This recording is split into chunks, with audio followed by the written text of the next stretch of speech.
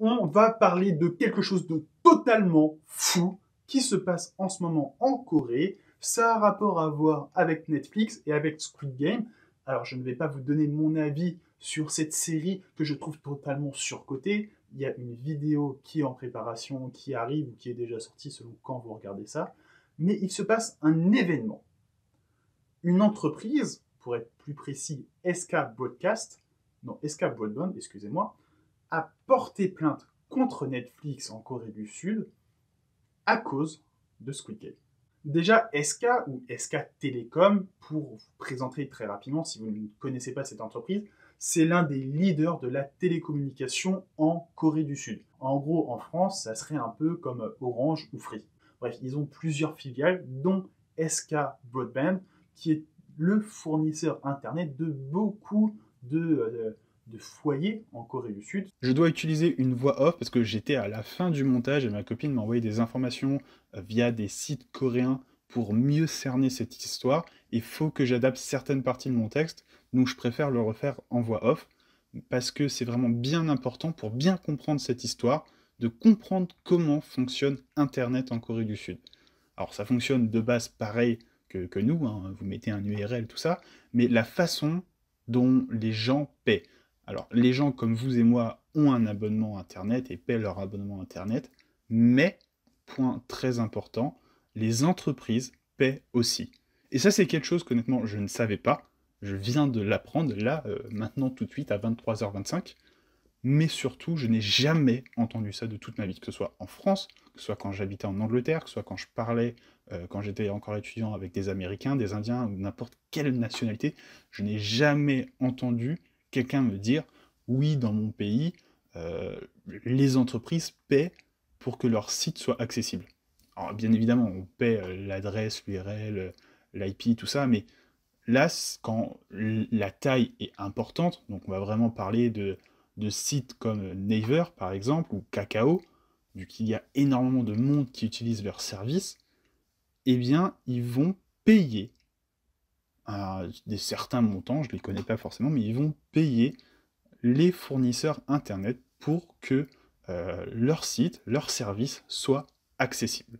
Il faut savoir que le top 10 des sites coréens qui génèrent du trafic euh, représente à l'heure actuelle 21,4%, alors c'était en 2020 pour être précis, 21,4% de tout le trafic d'Internet en Corée du Sud. Ça baisse parce qu'en 2019, c'était 26,9%. Les plateformes de contenu, donc les sites qui proposent du contenu étranger, donc cette fois-ci Instagram, Facebook, Netflix, Google, eux, du coup, de leur côté, si forcément les représentants, les gros sites coréens, ça diminue, les gros sites étrangers, ça augmente. Ça passe de 71% à 78,5%.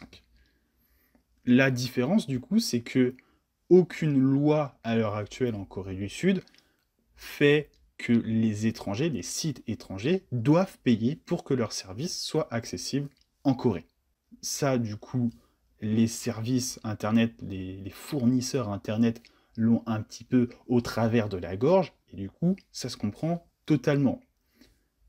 Il y a déjà eu en 2020 des discussions à l'Assemblée nationale afin de proposer une loi, enfin de modifier la loi actuelle pour s'assurer que les plateformes étrangères telles que Google, Netflix ou Facebook paient une part, tout comme les sites coréens, aux fournisseurs Internet. Ces discussions à l'Assemblée nationale ne se sont pas faites avec n'importe qui, puisque le PDG de Google Korea, le PDG de Facebook Korea et le PDG de Netflix Korea étaient présents le jour des discussions à l'Assemblée nationale. Parmi ces trois grands leaders internationaux, seul Facebook paie une redevance, on va dire, aux fournisseurs Internet. Au début, ils ne payaient rien, puis il y a eu des négociations et ils ont accepté de payer. Et si vous vous demandez pourquoi les sites internationaux refusent, c'est que la charge est énorme. SK Broadband n'est pas du tout à son coup d'essai en termes de porter plainte contre Netflix. Déjà en 2020, en juin 2020, ils ont porté plainte contre Netflix en expliquant que, vu que leur site est gros comme certains sites coréens tels que Naver ou tels que Kakao, alors ils doivent payer pour l'utilisation de leurs services. Et la somme demandée est astronomical, ce mot n'existe pas, mais c'est pharaonique. L'estimation est entre 70 milliards et 100 milliards de won. Ça représente à peu près 80 millions d'euros. La justice coréenne, en 2020, a donné raison à SK Broadband. Donc là, il y a deux choses importantes. Premièrement, les étrangers vont devoir payer. Très clairement, les gros sites étrangers, peut-être pas aujourd'hui, parce que du coup Netflix n'a toujours pas payé, ils ont fait appel, mais l'appel donnera très clairement raison à SK Broadband encore une fois. Donc d'ici 1 an, 2 ans, 3 ans, peut-être qu'ils vont gruger 4 ans, mais ils vont devoir payer sur le long terme ces sommes-là. Et rendez-vous bien compte, 70 à 100 milliards juste pour un seul fournisseur Internet. Je ne sais pas combien il y en a précisément en Corée du Sud, mais regardez par exemple en France, on a Free, SFR, Orange et Bouygues. C'est vraiment une vision d'Internet qui est totalement différente de ce qu'on a en France, ou en tout cas, si ça fonctionne pareil en France, je ne suis littéralement pas au courant. Et ce serait un grand étonnement pour moi.